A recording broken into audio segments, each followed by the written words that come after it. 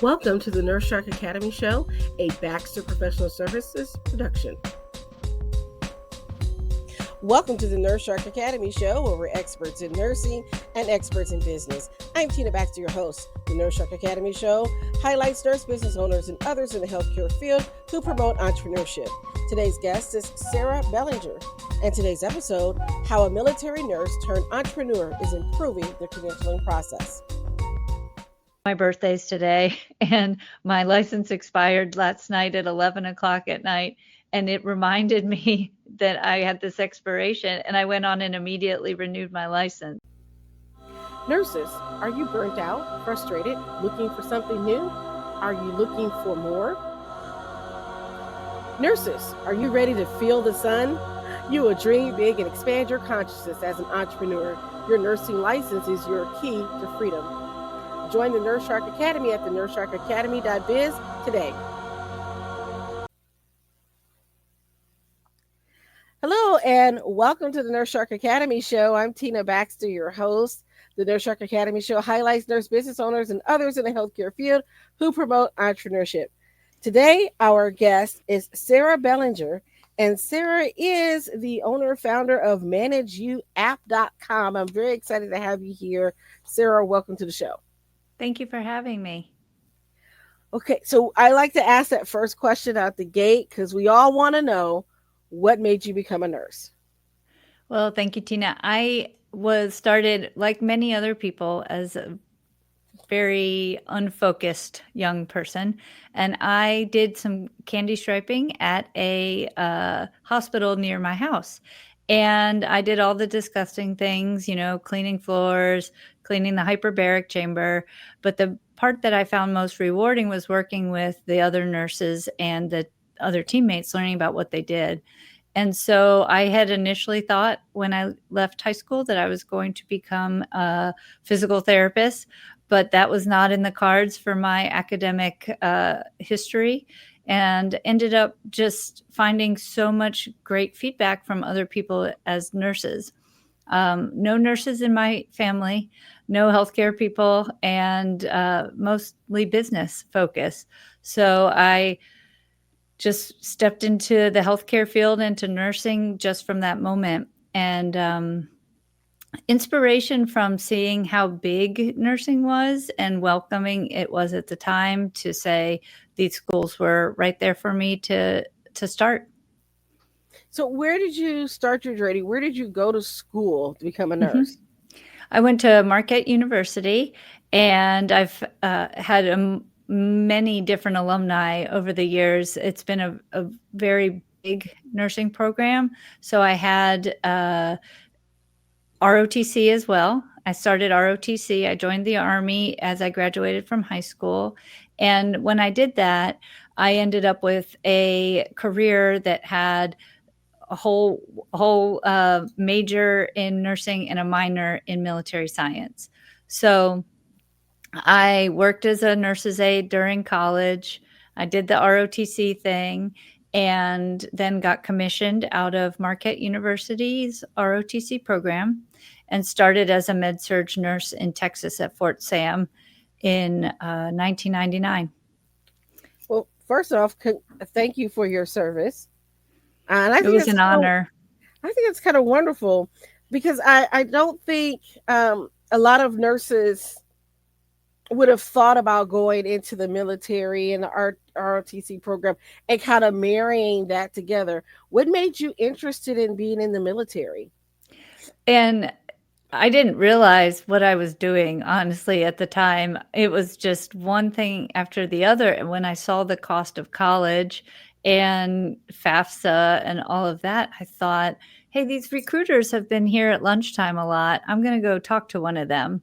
And so I did. I talked to all of them, Army, Navy, and Air Force, and then ended up typing my application on a typewriter and just seeing if I could get some sort of scholarship, because nursing was matched with a different scholarship than everything else. And so I applied and I got a low tier scholarship, and that inspiration from somebody where I hadn't seen inspiration in nursing from anything yet was really helpful to say, okay, maybe I'm making the right decisions if these things are aligning to help me get there. So, I got some money, and then the school also supported the nurses because they wanted us to be in the ROTC program. And so there were 100 there were 100 cadets, and there were, I think, 10 of us Army nurses from my year.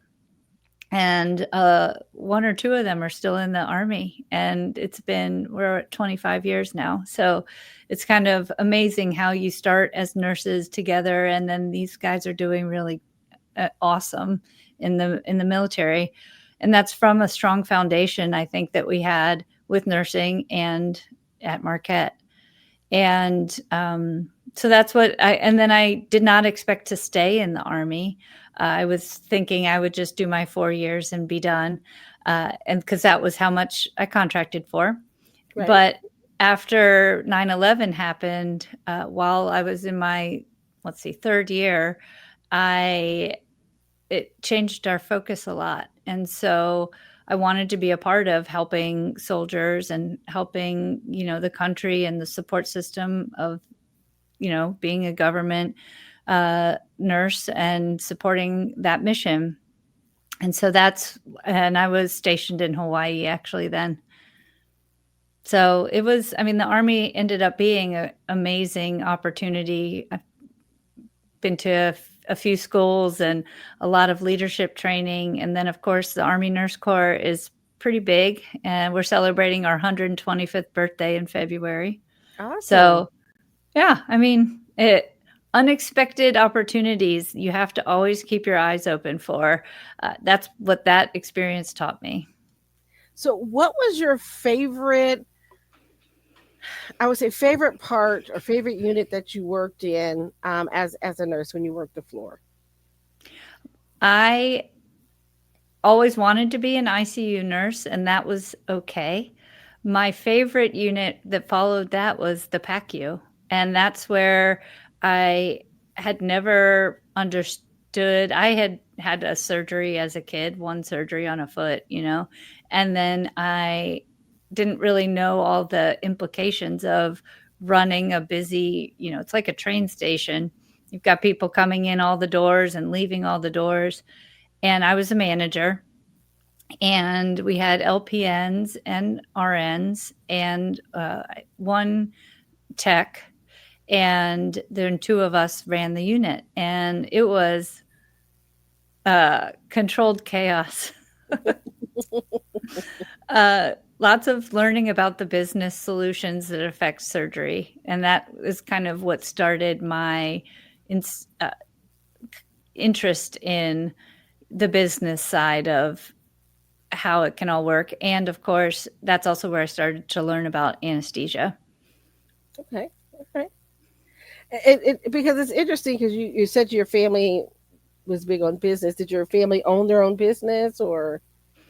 My mom's the oldest of 7 women, and so lots of women in IBM and computers, Lockheed Martin, big ideas like that. I'm trying to think if there were any other. Computer technology was in DC area where I was, and that's kind of the idea. But those were the dinner time and the Christmas conversations about who was merging with who and new computers, because that was just becoming a thing.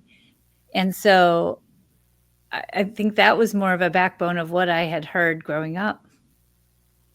Okay.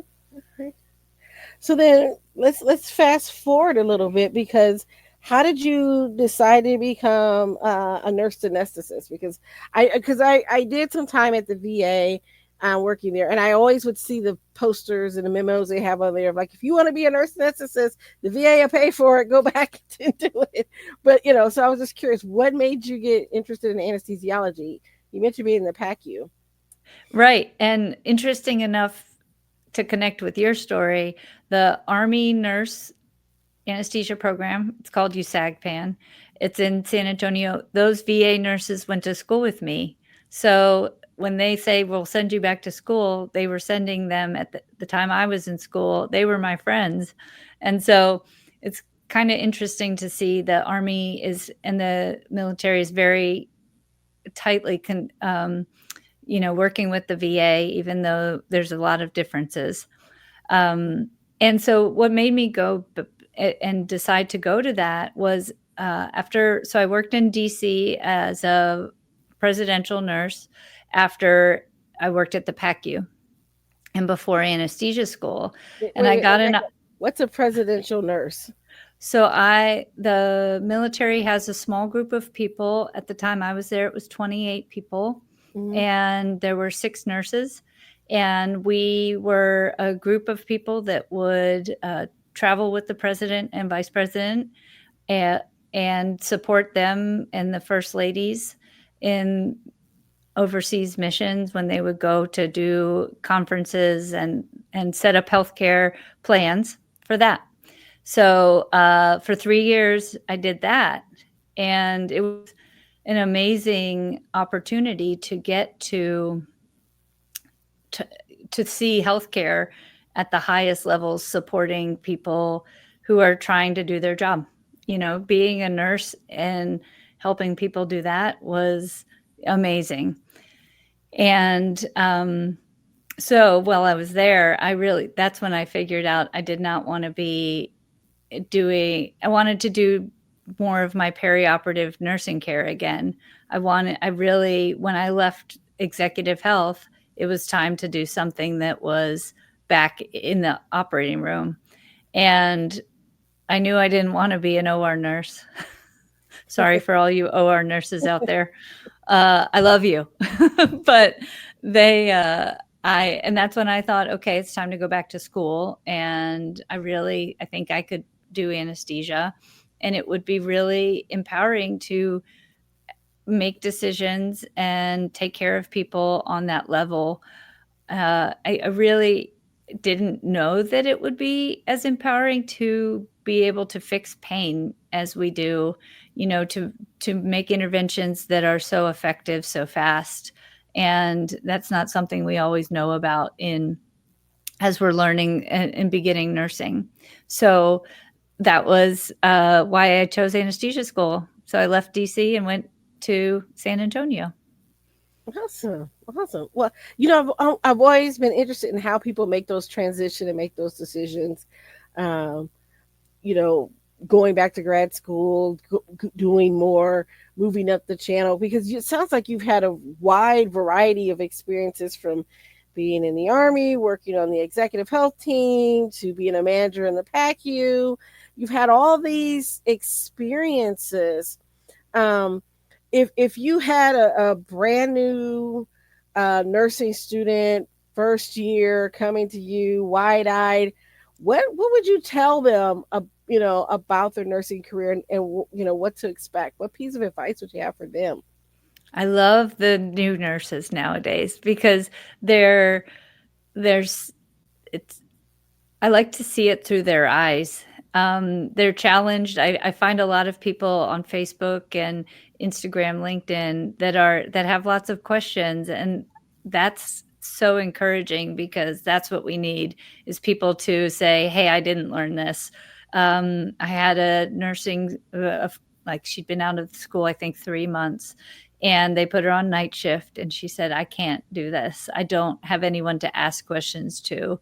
And I was just so happy that somebody was willing to say it's wrong and not just give up entirely and say, I'm done, and say, I need to I need to do this differently. I haven't done but 5 IVs in 3 months and I missed them all. Well, okay. All those things are things we learn after school. And I tell them that, and lifelong learning is, I've heard on your show before, everyone, we want to be learning from each day and mentoring each day. It doesn't matter. You got to be there for your teammates. And go ahead, please. No, go ahead. And I think that by asking questions, it really starts that opportunity and being approachable and, available. And that happens by being out there and doing care. And that's why I was happy to get out of the Army and still do anesthesia. Like you and I talked, we do nursing every week. And having these different variety gives us all these innovative opportunities and thoughts, and that feeds us as well as the younger new graduates first out. I think it's so important to have good mentors when you're coming out of nursing school, and I can imagine, being in the Army and fresh to all that you were doing. Did you have a certain mentor that helped you along the way? And if you Mm-hmm. did, how did they help you? I think mentoring is one of the most important things in nursing. Like I said, because those experiences that you learn at the bedside can be from anybody, right? And I've had a team of mentors. They call it a board, right? A board of mentors, and they've added on and encouraged me. And if I haven't heard from one of them in a while, I'll check in on LinkedIn and make sure that, I see what they're up to and reconnect.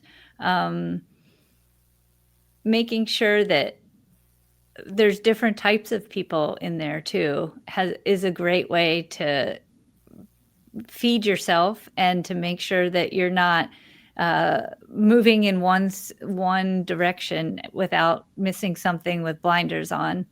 And I'm sure also our other colleagues, we talked about this before, going on LinkedIn and finding like the nurses on LinkedIn group, and I've found a bunch of mentors from there on innovation and things that are new to me. And everyone has been extremely gracious and helpful. And that makes me even more proud to be a nurse, because we're trying to keep each other connected and moving forward. I've definitely had some very good CRNA mentors, and that's been important. I've done anesthesia for 15 years almost now, and I really think that those strong leaders have helped me keep moving forward instead of staying where I was. You know what? I think that's awesome. I think it's great to have those people in your life that kind of pour into you and help you along your journey. And that's what I want our listeners to hear, is that yes, you're out there and you may be on your unit, but you don't have to be by yourself. There are people that are willing to come alongside and to help you along the way. You just have to be open to that. And so I applaud you for being a leader in that, in what you do. So how did you transition then to starting your company? Tell me about how that came about. Sure. So my company is a credentialing platform to help nurses, physicians, health techs, to help anybody. Anybody can use it. You don't have to be in healthcare. But it really came about when I just did a reflection of how many problems over the years I've seen happening with credentials. The exact story is about when I transitioned from my permanent post-Army job to a 1099 locum tenens position. And when I went to transition, I couldn't find my anesthesia diploma.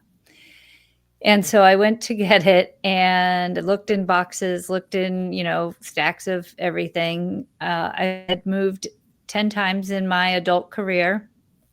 And so I called Northeastern and they said it'll be 6 weeks. And that's a long time when you add up how many days that is for missed pay. And then I just kept thinking about it. And then I thought about how much pay the surgical center was going to miss out on. And so then I again said, okay, I really should do something. Like, I can fix this. Why can't I fix this? It's been a problem forever. So I did a lit search and I found a developer, and I just kept looking for other people that were trying to fix this so I didn't have to. And then I was like, well, okay. And started taking the steps to find to to develop the app. So in Nashville, I found an in-town developer and started to work on it. And there's so many people, the stories I've heard about credentialing have been crazy. Have you ever lost or had an expired credential? Yes, I had an issue with my certification. I was I knew I had to get it done. I kind of waited till a little late and like forgot and had my dates mixed up. So it was a rush thing that I had to hurry up and get it done. And it took a while for them to send it back to me. And then I even paid for like the instant, certificate, whatever. Even that takes like 3 or 4 days. Right. So in the middle of all this, I'm trying to, get all this done. And I thought, well, I thought everything was in my CAQH, the thing that we used. Yeah. And then they're like, no, it's not updated. And then who has access to it and and it's who's taking over. And wherever I moved to, some would use it, some wouldn't. So it didn't go with you very well. Right. And who was updating it. And then I'd have to make sure I got permission to get my stuff back. If the practice manager was the one on the account, it was a nightmare. So yeah. Yeah. And Tina, I mean, the stories I've had even before the internet, I mean, there was a time, everyone. And one of the people that worked with me in the PACU, his license expired. We waited 4 months, I think, or 3 months for his license to get mailed to Hawaii so that he could start working again. And so, and yesterday I was talking with a credentialing manager, and she was saying that some of the physicians have moved from 6 months to a year even to get credentialed and covered to start working. So when I added up all these problems that I kept hearing about, I said, okay, I think an app would be much more efficient for us. Can't get on the computers, can't keep up with all the different portals from a computer. So I started an app. We have web app now, which means you can use it on the computer. But my friends that were in the area and doing the testing, they're like, oh, this will be perfect. And we're always up for ideas for new stuff, but we're trying to get it out to more people so that it can help more people. So what all do you have in the app? Because it sounds like, and this is, if I was a person listening, I would say, oh, it sounds like just a place where you list all your stuff and you know where it is. But right. I think it sounds like it's a little bit more than that.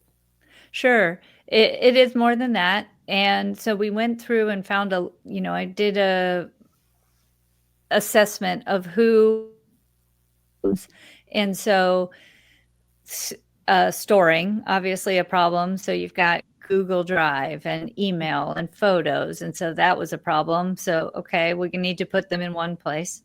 And then sharing with other facilities, portals, administrations, associations, and states.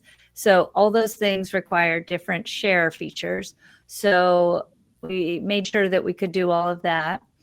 And then tracking. So we put a calendar at the top and the documents at the bottom. So you can scroll through all your documents and see which dates they expire on the calendar. So ManageU connects each document with an expiration date. So you don't need to go into your Google Calendar, your Google Drive, make all these connections. It's already done for you. And so that's how we figured out the initial features. And now we're expanding into the next levels. So will it be able then to remind you, like I need a reminder that says, hey, in 30 days, you need to renew your nursing license. I just went through this. Yes. October's our big month to renew. So I set a Google alert in my calendar to remind me in September to do this, because I don't want to be like the poor nurses in Kansas. So right. I want to make sure I got all my stuff done. Yes, I'm trying to help Kansas. I think that, Kentucky, we're doing it too. I'm right on the border with them. And you have to have education and your payment and your renewal. So yes, it'll send you an email and a text, and you can set one or multiple reminders. because, for us nurse practitioners, CRNAs, you add in other kinds of association fees and licenses. And when you're talking about a DEA license, that education takes a long time. And so I even put the education website underneath my license so that I can double check that I connect them. And all of that can be done in the app. You can scan or drag and drop the documents. If you're at an education offering, you can just scan the document with a picture function so that you don't forget to do it, and it's done for when you need to turn it all in. I've tried to make it so that when we're talking to younger nurses now, don't be like us. You have all these tools, like just scan the document before you leave the training and it's done. You just take a picture of the CPR registration and you'll remember what day you took it, and that'll be fine until, you need to turn it in somewhere. So learning a lot from them on their behaviors, and then how we can get better as more senior and tired and paper and folders and boxes. Yeah. Yeah, currently right now I try to scan everything into my cloud so at least I know it's there somewhere. Right. And that's what I had done with the diploma. It was scanned into my Dropbox, but every time I opened it, it was this little black box and said, unable to open. And, I called in for help and IT and all that. And everyone's like, no, just go find the document. I go, well, I can't. So expensive mistake. And, I had it, I was working, you could be prime source verified at Northeastern. That was fine. But in order to move these different sites, like you said, you have to be able to keep up with these documents and those expiration dates. And I hated it for me, and I hate it for everyone I work with that I say, hey, can you hand me your flu shot? Or, hey, can you update your TB shot series in the portal? And they can't find the document. So it's expensive and it's time consuming, and it doesn't have to be that way. So you can keep other things for your credentials, like your TB certification, your CPR certification, whatever additional alphabet soup that you have as a nurse, because, we love our alphabets. Yes. You can keep all of that with an expiration date so to remind you to renew, take the training that you need or whatever that you need done. I mean, because there's been a huge amount of limits put on these tests, on these certifications, right? And some hospitals down in town in Nashville, they'll not let you have your schedule if your CPR card's not been updated in your portal. One of the places one of our clients works at, they turned off her badge and she only works on Saturdays. So she had to use somebody else's badge all day when her CPR wasn't turned in yet to get into the unit all day. I mean, okay, but why didn't you ask me for it on Thursday before you turned off my badge? And we work around these things because we're innovative on its own merit, but that's not what these safety things are meant for. It's ending up punishing us for something that we've already done that we have too many middlemen for. Well, we mentioned Kansas before, and just in case someone was listening, don't understand why we're talking about Kansas. Kansas right now, their state board of nursing is in hot water with their state legislature because they've done some things to say like a nurse missed the deadline for renewing her license or by a couple of days, or they accidentally checked the box incorrectly. They're hitting them with an unprofessional conduct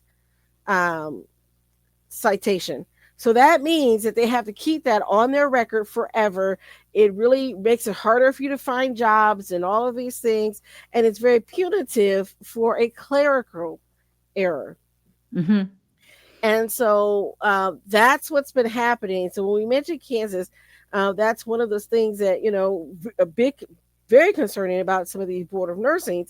And I think that your app may also help prevent some of that issue, because if you have it in there, it reminds you 30 days ahead of time, hey, you've got this, or you have a document that you know that they're going to want you to do and fill out, you'll have it. Like for me, I have to have a collaborating practice agreement, right?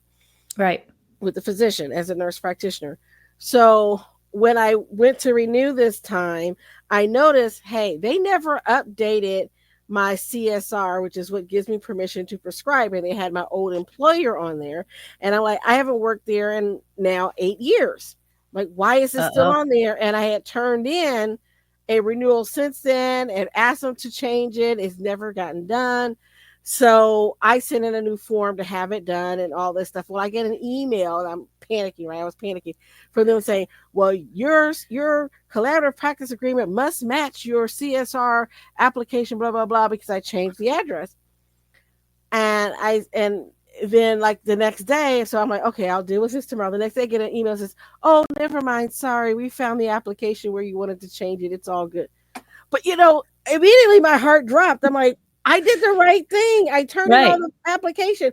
I followed your directions. I did everything you said I was supposed to do.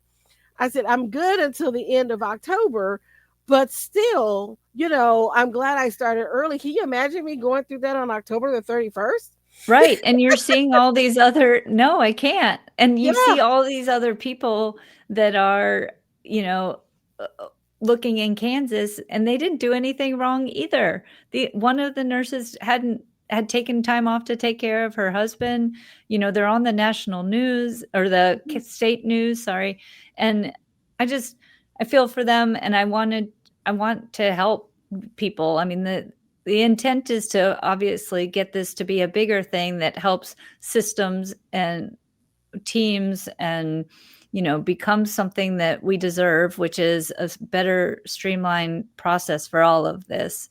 One of the nurses in the OR with me this year, she goes, I'm so glad I have your app. My birthday's today and my license expired last night at 11 o'clock at night. And it reminded me that I had this expiration, and I went on and immediately renewed my license. I mean, I told her she should rechange her reminders, Mm-hmm. but it's like she could have. That's a liability if you go to work and you don't have a license. So don't do that. Don't do that. And Yeah. but everyone says, oh, somebody will tell me. I'm here to say nobody is responsible for it but you. But And you. Mhm. if nobody has any trouble saying, okay, you're not able to work today, or go find another job, those are liabilities that make the hospital liable. And so it's important for us to be professional and find tools that help us. Yeah, the whole Kansas situation is off the wall. If you want to hear Really. more about that, you can go back to one of my previous shows on the nursing news you can use. But also, I'm going to say, you can go to YouTube and watch those hearings. I don't know if you had a chance to watch those hearings, but it was a comedy show almost. It was tragic and a comedy, because you've got the nursing board members sitting there going, oh no, I don't handle that. Carrie over there handles that. And Carrie would say, oh no, I don't handle that. That belongs to Susan. And then Susan would say, oh no, I don't handle that. Ted does it. And it was like, wait, who does what on this committee? What is it that you all do? Because apparently you aren't talking to each other. And it makes me really sad to see how, as nurses, we don't really protect each other like we should. Like, I couldn't imagine that Right. the medical board would be that cavalier, right? The Mm-hmm. medical board would be like, oh, get it done. You know what I'm saying? Slap on the wrist. You're the surgeon that shows up, and I'm exaggerating, but you're the surgeon that shows up intoxicated, but and the nurses turn you in, but we're going to make sure that you're protected, but the nurses are thrown under the bus, that type of thing. And I'm like, why don't we protect our nurses like like the medical board protects their members? And I know that the nursing board is there to protect the public from nurses. I get that. Right. I Mm-hmm. understand that role. There is that role there. But why could there not be a part of that you actually stand for the profession of nursing, Mm-hmm. as a board of nursing. So I can't remember which state it was, but this is a couple years ago. Um, one of the universities, I can't remember which one it was, lost their BSN program. Okay. Basically, what happened is that their scores dropped. They were changing the metrics. It was really bad to where they weren't taking into account clinical time and all the stuff that nurses have to have, right? And Mm-hmm. so they were trying to have the professors do all this extra stuff, extra classes as a cost saving measure. And so the entire department quit, Oh, wow. walked out. They Wow. had gone to the board of nursing, and this is a case where the board of nursing has said, hold up, per state law, Mr. President of the university, you are not allowed to do this and change these metrics this way. You have to Oh, go okay. through us to do it, and you have to go through this other legislative route to do it, and it's already in state law. You're not following state law. He basically was like, I can do whatever I want to. I'm the president. It didn't go well. They ended up hiring the president of the university, hiring some of the faculty back, not everybody, but hired some of them back, got new people in because he was saying, oh, well, we'll just have these, what he was like going to outsource a contract to some different nursing or whatever to kind of do it. And it was like, no, Okay. that's against the rules. I mean, it was a whole big thing. He ended up having to resign and or get fired. It was like either you resign or you become fired. So he opted to resign. It was a huge thing. So that I'll was a have to case look where the into board it. they lost their accreditation. That's what happened. They lost their Yeah. accreditation. Then because the nursing faculty turned them in because they weren't meeting the accreditation standards. And the Okay. new metrics would cause them, and they were already on the borderline with their accreditation anyway. So they Uh-huh. lost their accreditation. The accrediting board then got a hold of the board of nursing. The board of nursing says you cannot do this because you have to have a certain number of people, certain things in place. And he was trying to railroad it and say, well, I'll partner with the hospital, and the hospital will provide all these nurses to do this. And the hospital, when they found out about what was going on, they was like, oh, wait a minute. Wait a minute. Right. We can't be responsible for all this, right? It was a Right. big mess. And I say that the board of nursing can help nurses and protect nurses if they want to. Absolutely. I agree with you Yeah. 100%. And there's so many safeties built into this, and nurses want to help nurses. So Mm-hmm. being, a member of there's, three parts of a Venn diagram that's nursing. I think one is politics, one is education, and one is business. And they all intersect all the time in different ways, but you have to know about what's going on all of those parts, right? You have to Yes. know the business of how much it costs to be there. You need to Mm-hmm. know the politics of your own state, your scope of practice, you have to understand those politics of, who's moving where with nurses, your compact states. Those are all politics. And then, of course, education. Do you want to move forward learning something new every day? I just think that people say, oh, that's politics, or oh, that's business, and they don't want to think about it. They just say, oh, I'm just doing my job. No, all these things affect you all the time. So always be listening. You don't have to go and run and do them, but you have to understand them. And if you don't understand them, call somebody like us. We'll find. Exactly. I'm like, you have to vote. Just talking about politics, but you have to vote intelligently, Mm-hmm. right? So I'm part of CAPNY and Coalition of Advanced Practice Nursing in Indiana, and we have a advocacy day, and I try to go every year if I can, the advocacy day, because I want to sit down with my state legislators and talk to them about practice issues for the state of Indiana. Mm-hmm. And I'm like, you know, I think it's important to know what's happening. And so they keep an eye on these bills that come through because a lot of them come in with physician only language, or they may Right. be forgetting nurses exist for whatever reason and they're leaving us out. And so you have to have your voice. And even if you don't agree with everything that they do, as a nurse, I think it's important that you understand what your local politicians will do for you or against you. Mm-hmm. You don't want to vote for somebody that's going to take away your livelihood. And we have Right. to think like that now. You have to look at who are you putting in office, even to where on your local school board. What people don't realize is that that local school board controls a lot of things, and they look at that budget and they're like, why do we need extra nurses in school nurses? We just slash that and we'll just get CNAs to do it. I've seen it happen. And I'm like, you don't want that. You want to protect your practice. So don't wait until it affects you, because one thing that affects one person affects us all. Look at what's Right. happening in California. Now in California, you've got a judge that says that a nurse who has a doctorate can't call herself doctor in the Right. clinic. I saw that.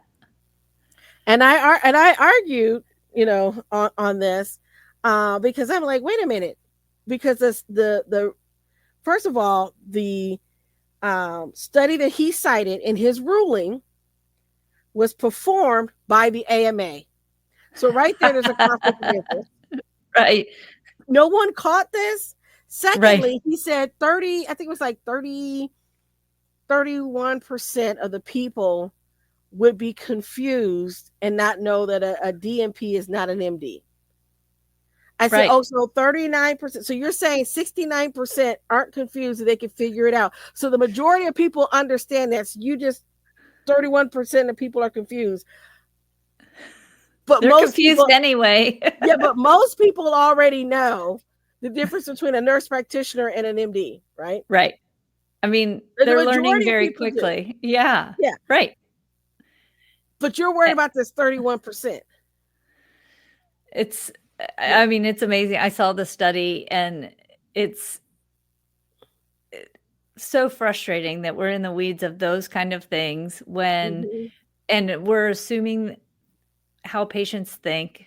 Go ask, and I don't feel that it's fair to spend time and money on something that just it's very important, and if you've earned the degree, it should be able to be portrayed as you want it to be. Well, And uh, I mean, there's all sorts of other kinds of doctors is what I always say. And that's what I said. I said, there is a term for that. It's called physician. Just correct. say, I'm Dr. Smith, your cardiologist, the physician, right? Yeah. How hard is that? Right. People people are a lot smarter than you give them credit for, right? Mhm. So Yeah. basically you're saying that the American people are really too stupid to figure this out. Although the very study that you used actually says the majority of people Disagrees. can. Right. I mean, and that's not a Mhm. 51%, 49 either. 30 No. 30 Yeah. to 70-ish, Yeah. right? I'm like, no, sir. I'm like, that was faulty. And I was like, who argued this? Who was the attorney that argued this? Because I'm like, yeah. So Yeah. I said, if you really want to have a good argument, I said, go get someone that's unbiased to run the study. That Mhm. was the first thing I saw. I said, well, you took a study from the AMA, so of course they're going to skew the results, sir, and give you the results that they want you to hear. And I guarantee you, they went in there and said, well, 31% of the people didn't even know. And not thinking, hey, wait a minute, but that means about 70% of the people did. Right. I They can mean, figure it out. Mm-hmm. and they probably didn't even blink an eye, and they're just like, "Hmm." I mean, and that's the weeds that people see, and they just Mm-hmm. get so frustrated. They just wanna be acknowledged for their education. They wanna be team members with all those other, letter soup that we have, and take care of patients Yeah. and learn how to get better at it. That's where we should be focusing, and not being on chart records and EHRs really late and after the shift, and not working on our credentials Mm-hmm. on Sunday for 5 hours doing a training because you lost the certification for something else. I mean, it took me 2 hours one time to find my CPR card because it was labeled by a number, and I didn't even think to look for a random number, you Right. know, and I had to call somebody to find out, hey, what day was that we did the CPR, so I can go find it in my emails. And it just seems so silly. All these things we do are time that's wasted that we could be spent with our family or with, or finishing a chart so you can get out of town, just all the things that we don't need to be doing anymore in the times of AI and automated tools and computers. Let's use them to help us instead of to make things harder. Exactly. So I think your app sounds wonderful. I'm Thank you. excited about it. Now, I saw that you have a promotion for our listeners. You said you can do 2 months free. Is that 2 months free as part of being with your app, or? Yeah, I can do, so we'll put a code in the show notes, and so Mhm. that people can sign up for the app if they want 2 months free. Currently, you can sign up free and have 2 documents on it. If you just want to try you get all the features for free. You can always download all your documents with 2 clicks if you want to be done using the app, which is even a great way to get started if you're moving states and want to try the app. The other thing is with a show note code is if you sign up for a year, you actually will be getting a reduced rate for the year plus the 2 months free. So I think ends up being about $35 free. Oh, that's awesome. Okay, so we'll definitely include that in our show notes for our listeners. I would say take advantage of this because I can tell you, as a person who one year was on frantically for hours trying to finish up continuing education hours I've done that. for my certification because I wanted to have more than what I needed, because I always believe you should always have more than what they say just in case. Uh-huh. And so I'm frantically finishing up all these continuing education hours. Don't be me. Get it done early. Put in the reminders. Get this app. I think it will help you. I haven't had a chance to try it out myself, but be happy to do so as well. So I'm excited about this. Now, um, our last question before we get to our last question, if our users wanted to get, or listeners want to get a hold of you, how would they reach out to you? Great. I am on, LinkedIn is definitely the best platform that I like to correspond in most frequently, a few times a week. Instagram has an account and Facebook does, but I'm not as good at those. And then, of course, the website is www.manageyouapp.com. And so you can go on there, you can sign up yourself, you can sign up, say you're a manager that has 5 or 10 people, you can sign up your group, and then you can start to see the documents and send documents more easily back and forth. There's a Teams platform, and that's where we're moving into, is to try and find hospitals that want to support their nursing and physician staff with credentialing and creating dashboards for the hospitals. They run very expensive software that sends you automated emails, and I don't like them, and either do you. So, so get on the website and check out some of the blogs about why this process is, needs an update, and I think that's it. I don't do any of those too fancy videos or any of that stuff, so no Twitter or any of that. Okay.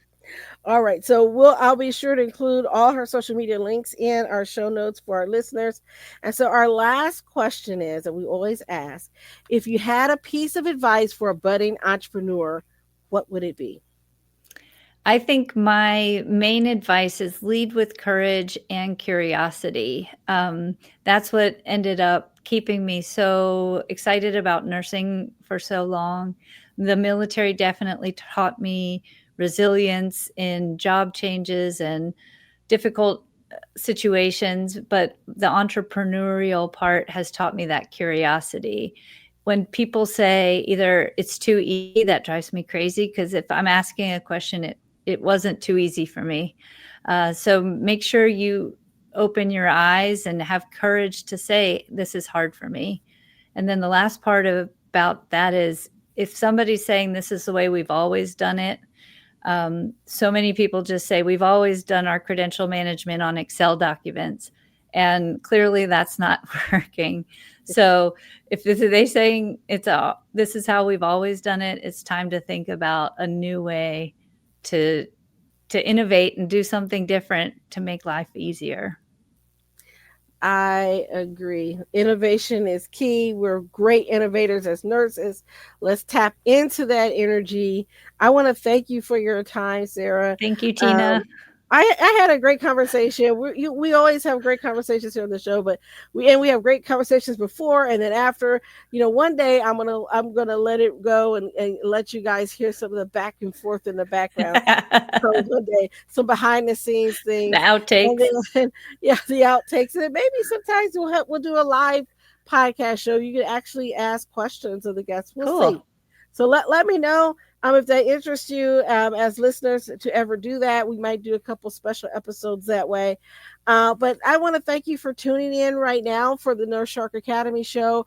We're always looking for nurse business owners and leaders to be guests. So if you know of anybody that wants to come on the show, send them our way. You can find our information on our website, thenurssharkacademy.biz. You can find us on our YouTube channel and all the other places where you get your podcasts. If you're on YouTube, don't forget to like and subscribe and hit the notification bell so that you can get reminders of all our episodes. And if you're listening to us through Podbean or Spotify, Apple, anywhere, please give us a comment and let us know how we're doing. And if you have any suggestions for the show, we're happy to take them as well. I want to thank you for tuning in. We'll see you next time at the Nurse Shark Academy show. Bye-bye for now. Break free and come feel the sun with the Nurse Shark Academy. Nurses, are you ready to break free from the grind and build something of your own? It's time to take your skills beyond the bedside and step into entrepreneurship. Join our webinar, Break Free, the Nurse's Path to Entrepreneurship, where you'll learn how to shift your mindset, explore your nurse-owned business ideas, and get the exact steps to launch your own business. This is your time to take control of your career and create a future you love. Seats are limited, so grab yours now. Break free and join the Nurse Shark Academy at thenurssharkacademy.biz. Thank you for listening to the Nurse Shark Academy show wherever you get your podcasts or watching us on YouTube. Don't forget to like and subscribe, and don't forget to hit the notification bell so that you'll know when all of our episodes come out. If you want further information, you can contact us on the nurssharkacademy.biz.